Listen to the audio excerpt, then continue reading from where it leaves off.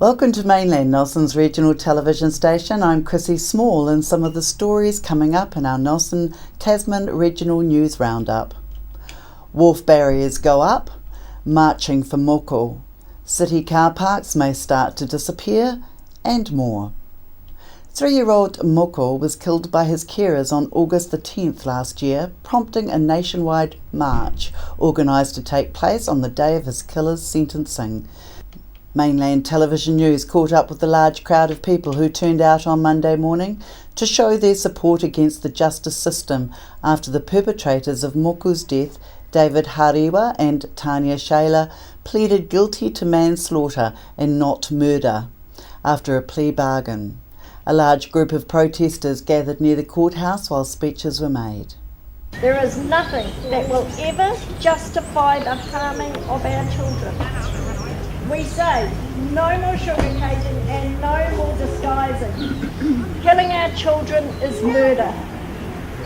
I spoke to march organiser Sue Sara about the protest. Are you pleased with the turnout? I'm extremely pleased with the turnout. It's been far more than we expected. We're just pleased that the weather's stayed at bay for us. People are outraged, they're angry, they're upset. And today's their chance to stand up in New Zealand and say that, we're not going to take this anymore. So yes, definitely very pleased with the turnout. What kind of feedback has there been from the Justice Minister about the sentencing for Moku's murderers? The Justice Minister has refused to make any comment until after their sentence today, and then they're going to make a statement in single syllables, I believe, that we can understand why he was able to have his sentence downgraded. These two are just been given a smack on the fingers basically for everything they did. Is this like a downgrading of the status of children in this country, do you think? Look, I think that it's a long time that the children need to be protected. As our speaker Richard Prosser just said, years ago, our families all looked after each other. If you heard something happening or you knew there was something happening to a child, you spoke up, you took them and you loved them and you cared for them. It's not happening today, and we need to get that back. We need to stand together as one in this country and start protecting our future parents. These children are going to be parents, and we need to make sure that happens. And we know that the abuse is a cycle generally. It is generally a cycle, but sadly this cycle has just hit out of all proportion.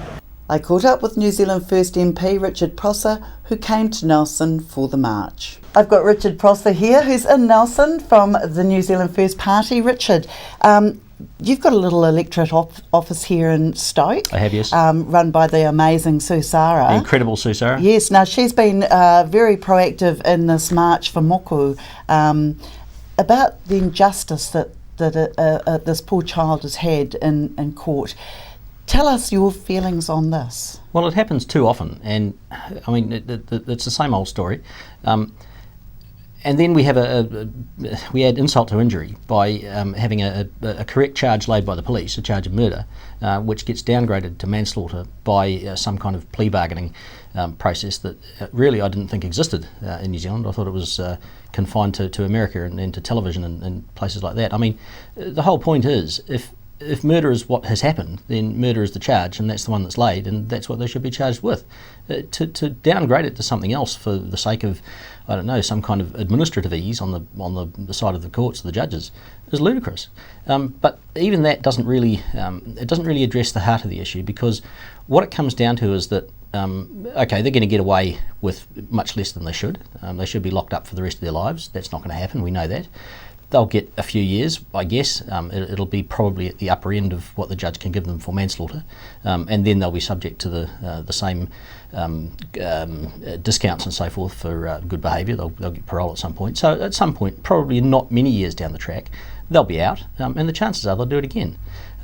So what we have to do as a nation is to stop this sort of thing from happening in the first place, because we can take animals like these and lock them up for the rest of their lives, but that's not going to bring mako back. The way that what we need to do to really address this issue is to make sure it doesn't happen in the first place, and to do that, I think we as a nation need to step up, and we need to step in. And we need to make sure that we take action. We need to intervene when that's what needs to happen. In days gone by, we did that as a nation. People did look over the fence.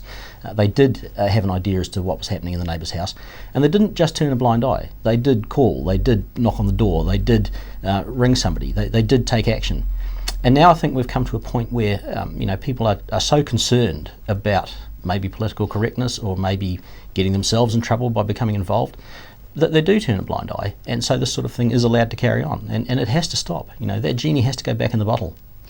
You're talking about a disconnect within our residential homes, our neighbours, our neighbourhoods. There's right. a real disconnect. Yeah, we don't have the same sense of community that we did 30, 40 years ago. Is that because we've become more selfish? Possibly, although I think it's maybe people's lives are busier, but also because people have been the subject of harassment and also suffered legal repercussions for getting involved. And I think because the nation has been through a period where we have given more regard to the rights of offenders than we have to the rights of victims, and it is high time that cycle was reversed. We've got to look at who's actually suffering here, and because it's too late for mako, it's not too late for the next person, for the next wee kitty in line who's going to get this, and we know that they're out there. There are countless examples of them. They come up all the time with horrendous regularity. So all of us now, as communities, as a society, we need to start taking a look. Everyone knows when things are going on in the house next door, you hear the banging, you hear the shouting, you hear the windows getting broken. Instead of turning the blind eye, instead of turning the deaf ear, get on the phone, call the police. They can get hold of SIFs or whoever it is, whoever's going to take over from that organisation. And let's get some action happening, and let's get some intervention happening when that's what's needed. There is an online petition asking for a change to the plea bargain laws sparked by Moku's death, which was murder and not manslaughter. On the Facebook page Stand Up, New Zealand Justice for Moku.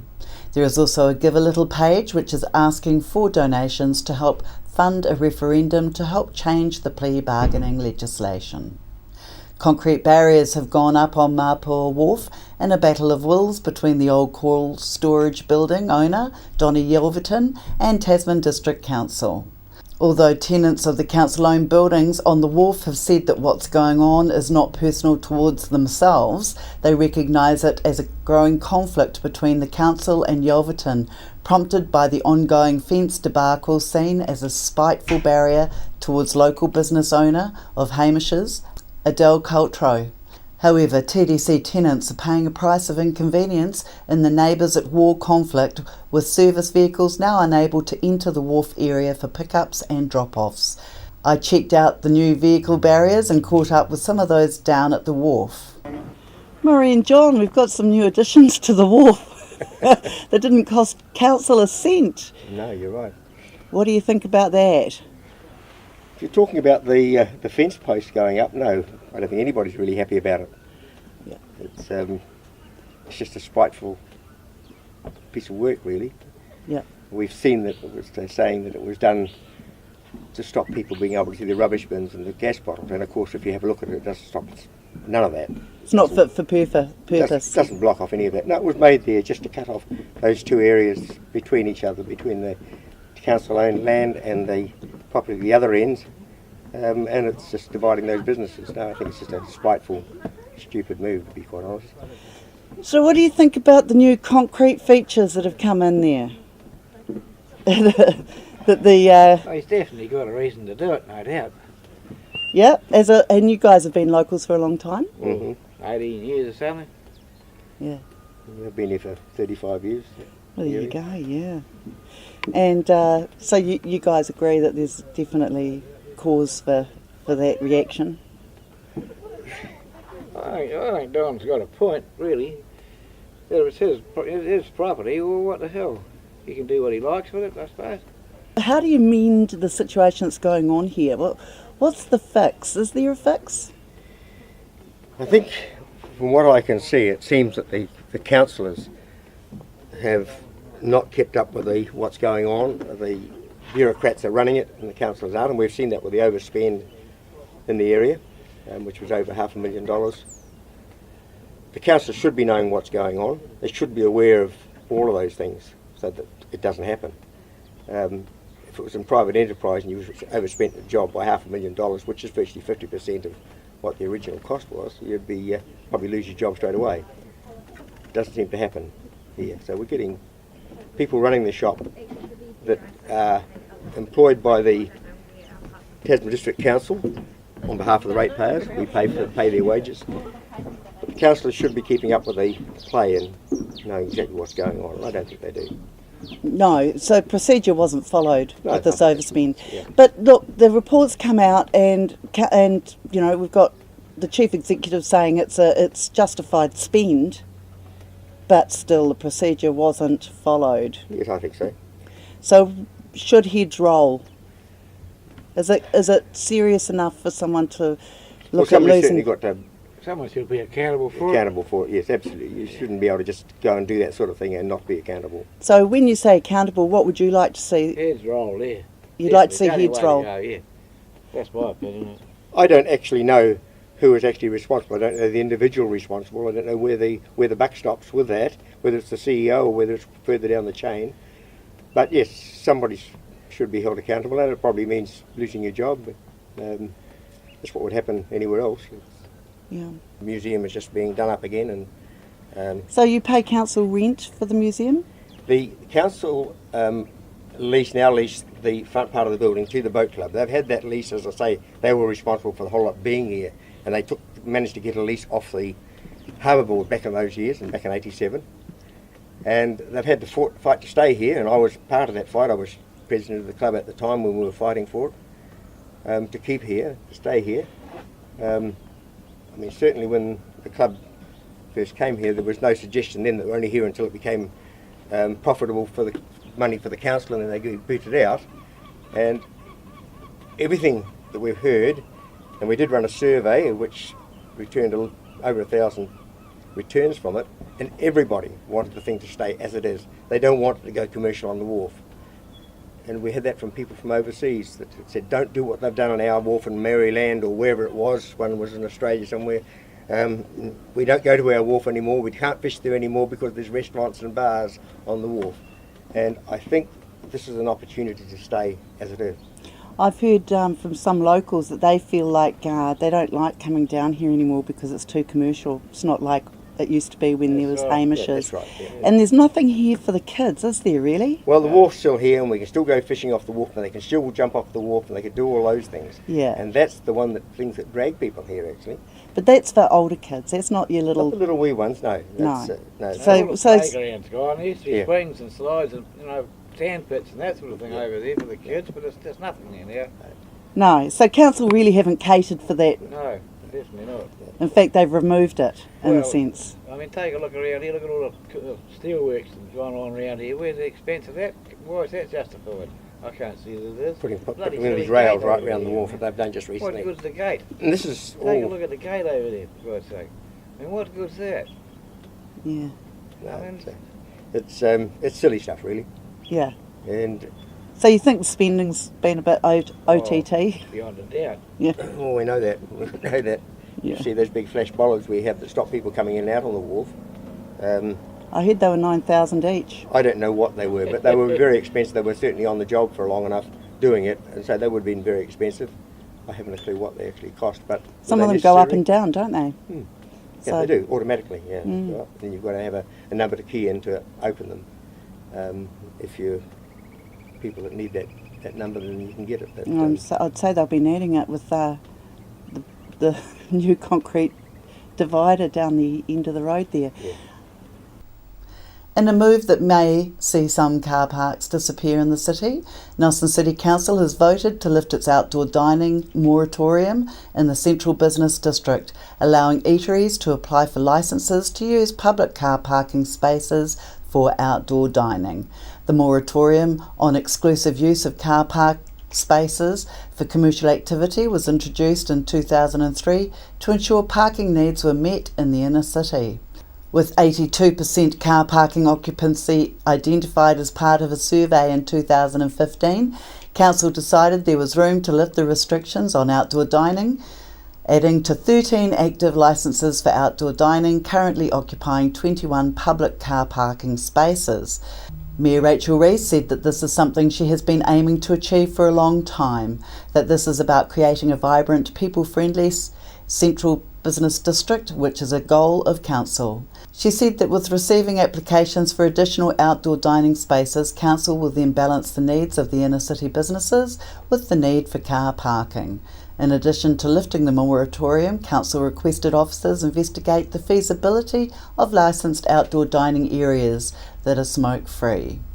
People of Nelson may remember that the late Elko Boswick was a pioneer for the city of many things like ground coffee, the arts, and for outdoor dining with his business, the Shizelko, affectionately known as the Shays by locals.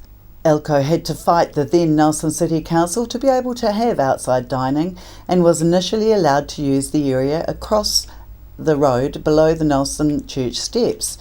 It proved difficult and almost dangerous with traffic flow until Council eventually conceded and allowed him to use the car parks in front of his Shizelko Cafe, which is now the premises of Harry's Bar in Trafalgar Street.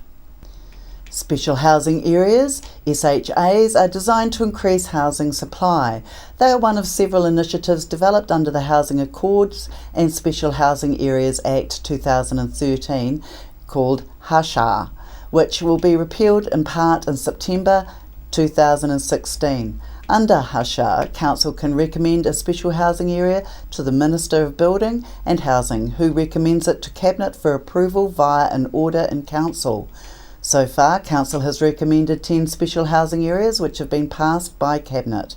Developers must demonstrate that their proposal meets the following SHA criteria, which is predominantly residential, meet the qualifying development criteria set for that special housing area involving maximum height, maximum number of levels, minimum number of housing units. Council met this week to consider several housing area applications as well as an amendment to the maximum number of stories for one gazetted special housing area. Meanwhile, Nelson and Tasman house prices continue to rise. Nelson Tasman real estate agents have also been saying in recent months that demand for properties is outstripping supply across the Nelson Tasman region, contributing to raised house prices.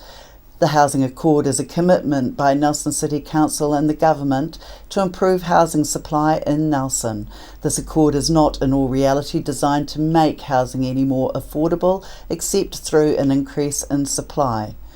In reality, developers are in the market of making money, and there are no obligations in this accord for developers to release properties to the market in any given time frame. I spoke to local Tasman MP Damien O'Connor about the local housing issues and changes to the RMA that were designed to assist developers with supplying affordable housing to the market. Damien, a housing crisis in the region. Of course, this is a trickle-down effect, which has happened from, I would say, from the Auckland bubble.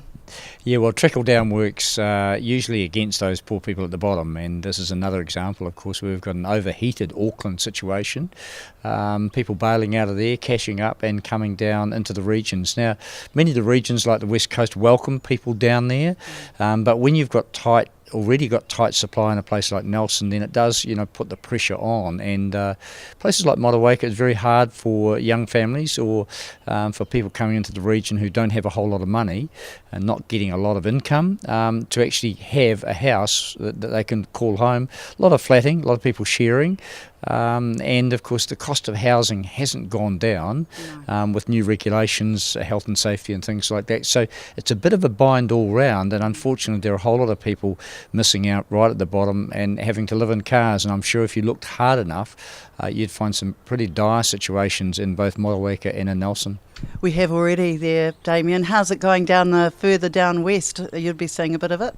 There is. I mean, we have houses, but they're not always warm and dry, and we've got people on low incomes. So, while some of them may have a roof over their head, they too are struggling. And we've got just on average low incomes across the whole West Coast Tasman electorate. We've got to lift those up.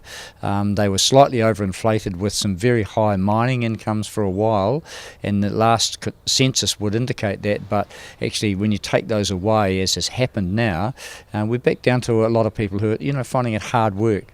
The housing accord, that's supposed to solve some of the issues. Can you see that working? Look, there's been a lot of flannel around the whole thing, and the government's attempts across the board generally have failed.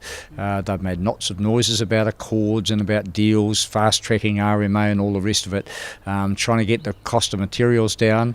None of it seems to have worked, and it's been all talk because they've not really been prepared to intervene in the market to get large-scale housing developments underway. And we in Labor have said we'll embark upon a 10,000 a year building program that will effectively drive some economies of scale, do some deals with suppliers of materials, and get the cost of those houses down, and work on land options that are not costing an arm and a leg. So the government's been a lot of talk but no intervention, and we believe we need to intervene and get those houses built and put some downward pressure on the cost of housing.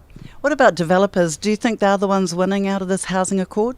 Well, developers, benefit by just trickling out supply onto the marketplace. They don't want too much out in the market at any one time.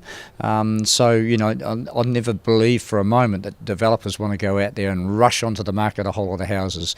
It's in their interest to just bring them on quietly, make sure that demand outstrips supply every moment. Yeah. Light Nelson is the city's biannual Winter Light Festival event and is looking at being bigger and brighter than even the organisers expected this year. The upcoming festival will be the third time Nelson has produced the community-focused Free Festival of Light.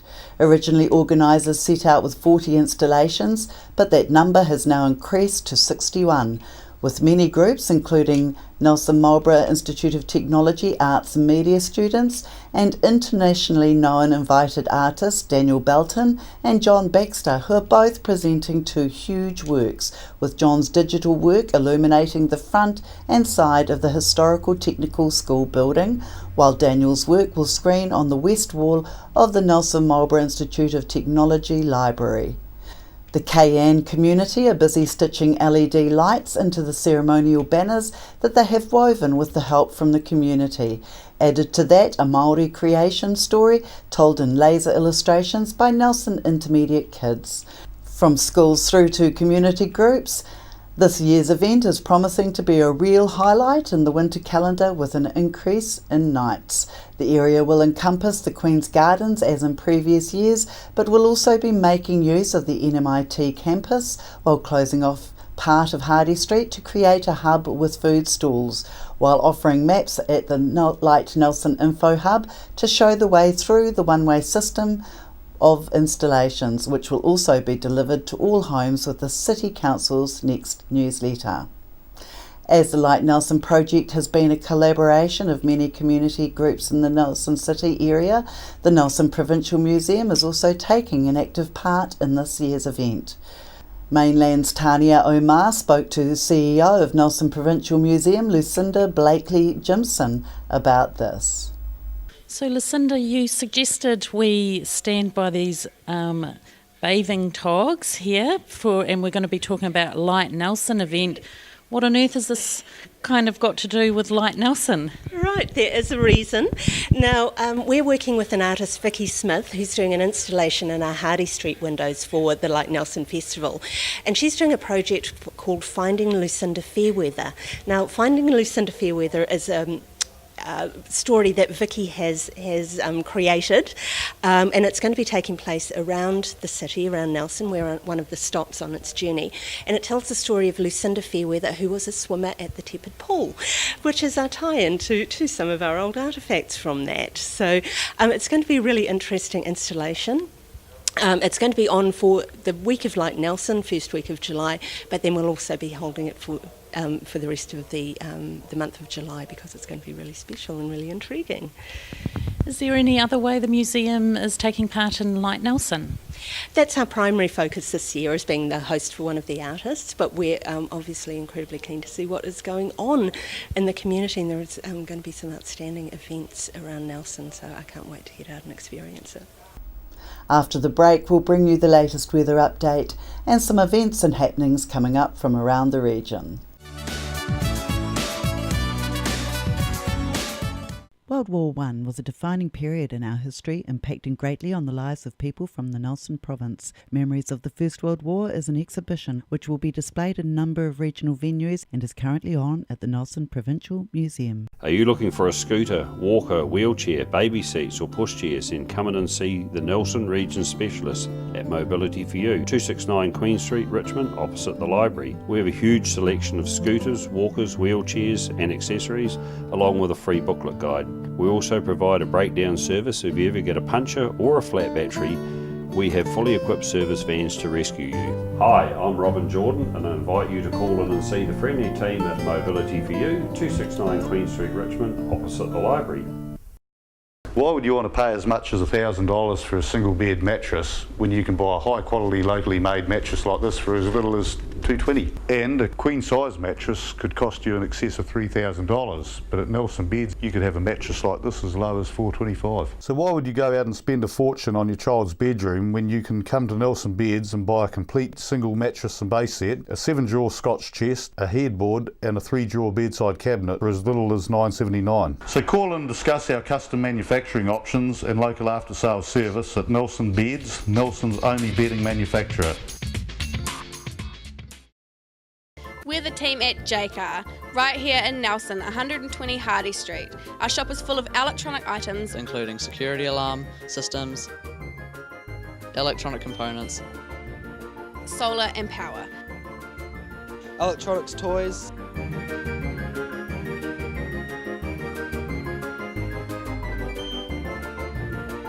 sound systems, cables, and much, much more. JCar. 120 Hardy Street, Nelson.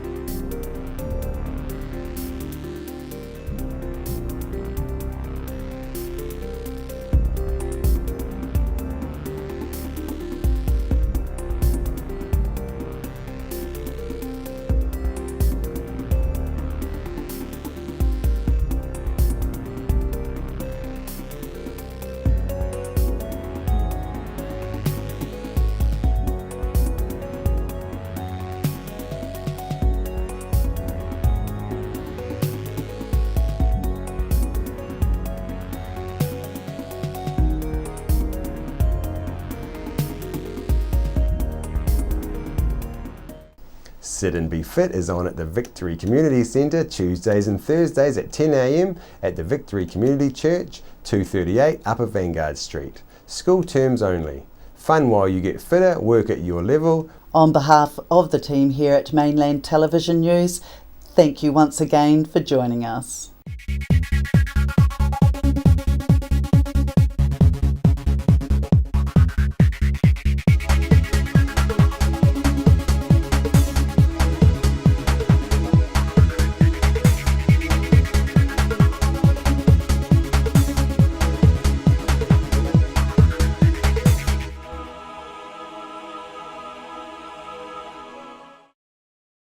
Supporting local content so you can see more of New Zealand on air.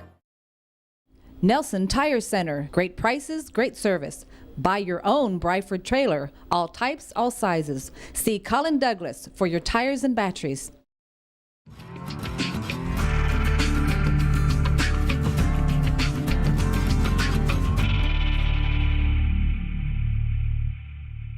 World War I was a defining period in our history, impacting greatly on the lives of people from the Nelson province. Memories of the First World War is an exhibition which will be displayed in a number of regional venues and is currently on at the Nelson Provincial Museum. Are you looking for a scooter, walker, wheelchair, baby seats or pushchairs? Then come in and see the Nelson Region Specialist at Mobility for You, 269 Queen Street, Richmond, opposite the library. We have a huge selection of scooters, walkers, wheelchairs and accessories, along with a free booklet guide. We also provide a breakdown service if you ever get a puncture or a flat battery.